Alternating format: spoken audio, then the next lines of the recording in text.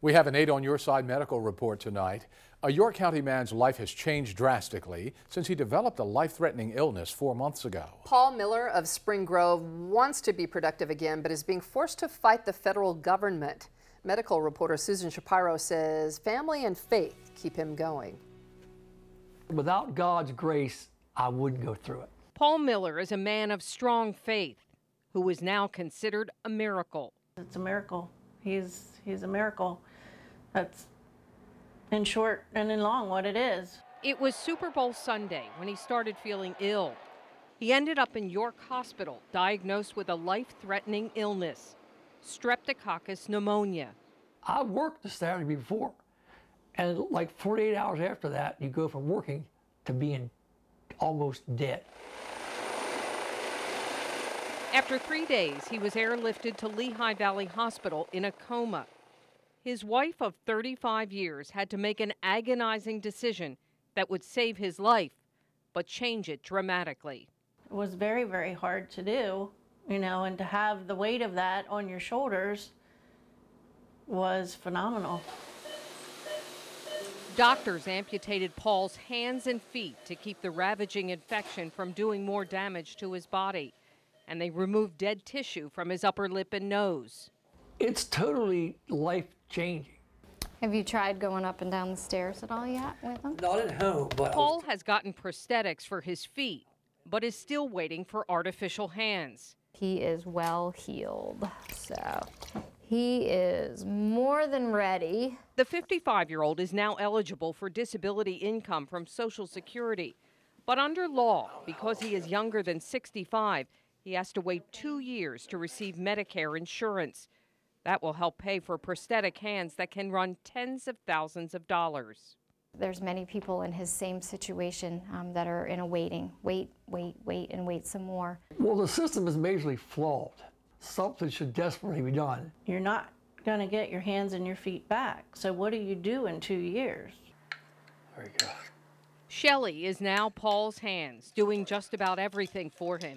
Thank you, dear. See what it's like now. It's hard, but we've been married for going on 35 years. Why would I not take care of him?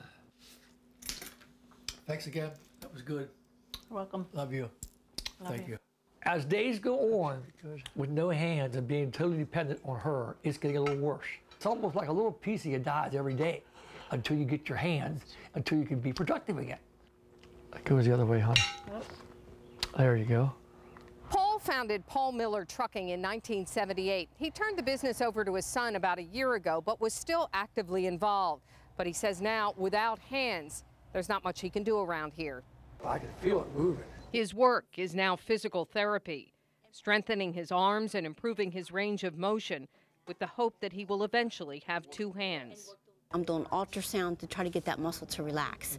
So if he always has pain, he won't want to initiate that to use that arm. The Millers are a loving couple who always enjoyed holding hands. We'd walk down the beach hand in hand, or we'd walk in the mall hand in hand, and you won't get to do that anymore. You won't feel that touch. You won't feel the touch on your skin. It's hard. It's really hard. Yes. There you go. Good job, honey. But they say this is their new normal, and they will never take anything for granted. You appreciate things more. I mean, you really, truly do. Susan Shapiro, On Your Side, News 8.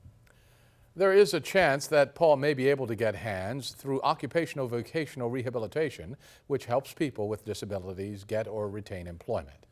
Now, as medical reporter Susan Shapiro explains, Paul Miller is taking a huge step toward independence. Paul Miller has been anxious for this day to come for months. The York County man who had his hands and feet amputated in February because of an infection is getting a high-tech prosthetic hand. The day just couldn't get her soon enough. I wanted it like 2 days after he came out of the hospital.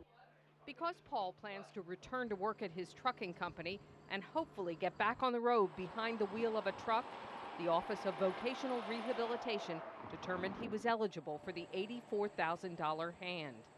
Are you at all back to work? Rachel Wagner with The Office says Paul is very motivated. This has been a long time coming, and we've been able to help him, you know, in the process of getting back to work. So it's very exciting. So this goes on in the exact same way that your other one went on. That's pretty easy. Cool. All right. Sarah Wooden of Ability Prosthetics and Orthotics slipped on the myo-electric hand that will allow Paul to do things he hasn't been able to do in months. And up. Cool. And down.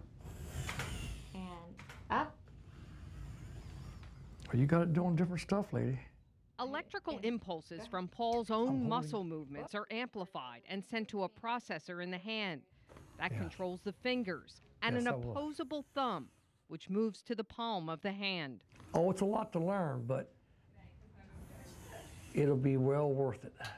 Open. Paul now has an app on his smartphone that has 24 different grip positions. It has Bluetooth connectivity, so watch what happens when I press the lateral grip. You see his hand move into that position. There are 2 hands on the market now that have thumb opposition. Sarah Wooden says this technology is as new as it gets. So he has the opportunity to use it, experience it, become a master of his own universe. There you go. With his wife Shelley looking on, That's amazing. Paul practiced picking up small stones, stacking cones, and even writing his name on a mock-up Department of Motor Vehicles contract. It'll be a huge step to independence, huge step. Paul and his wife Shelley have always enjoyed holding hands. And on this day, they finally got to rekindle that touch. This is great. Yes, it took a little while, but it's great. Waited for 7 months to do that. It's a good day. It's like the best day ever. This is great. And I can say the same. Thank you. I got to shake Paul's hand. Thank you so much. That's great. Susan Shapiro on your side.